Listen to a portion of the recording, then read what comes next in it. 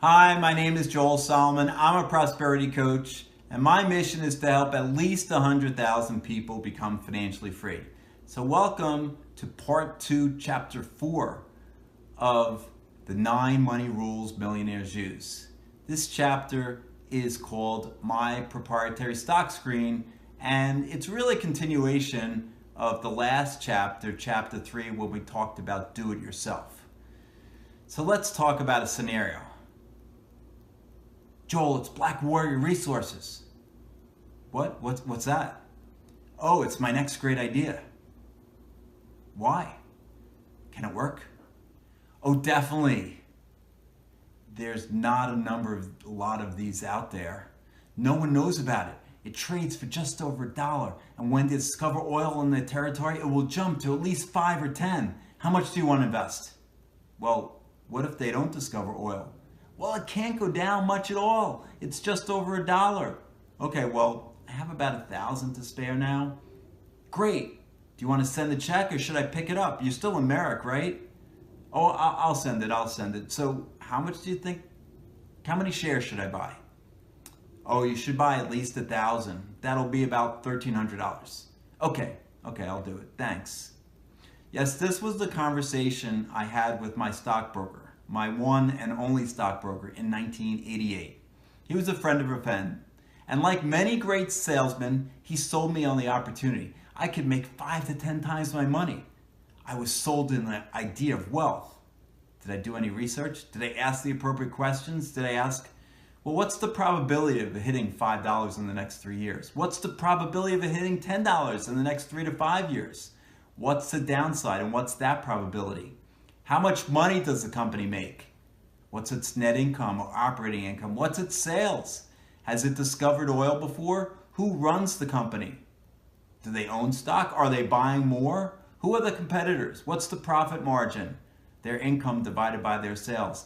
Can I read about the company? Is there a report you can send me? I didn't ask even one of these questions.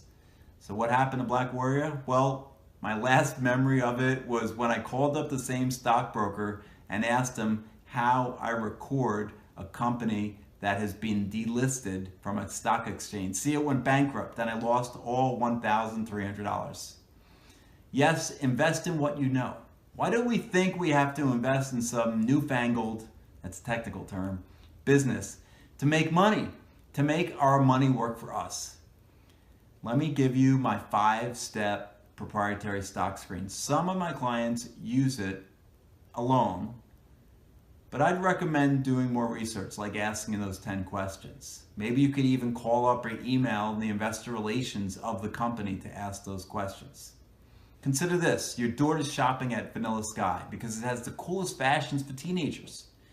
If Vanilla Sky were public, wouldn't you want to check quickly to see if it's worth investing in rather than just going to the store and seeing it's really busy every Saturday afternoon? So use this stock screen. Before I go into it, a couple of terms to define. E is earnings.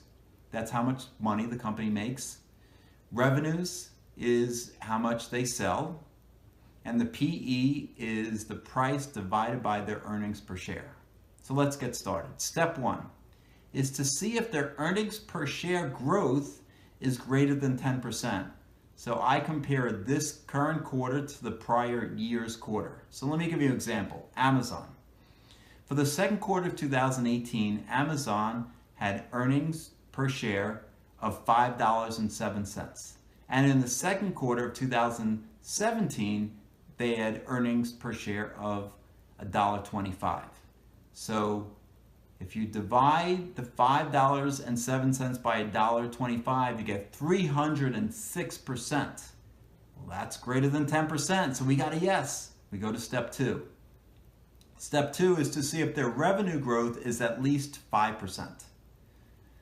So let's check Amazon sales. Amazon sales for the second quarter was $52.5 billion. And for the second quarter of 2017, it was $38 billion. So that growth is 39%. 39 is greater than 5. We move to steps 3.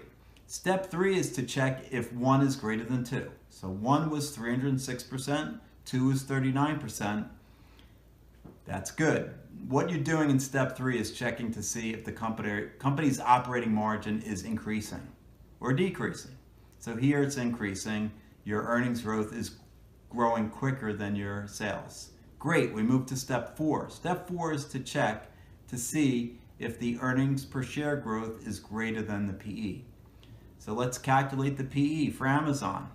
On the day of earnings, its PE was 89.2. That's the stock price, the P, 1,808, divided by the earnings per share, which was $5.07 times 4.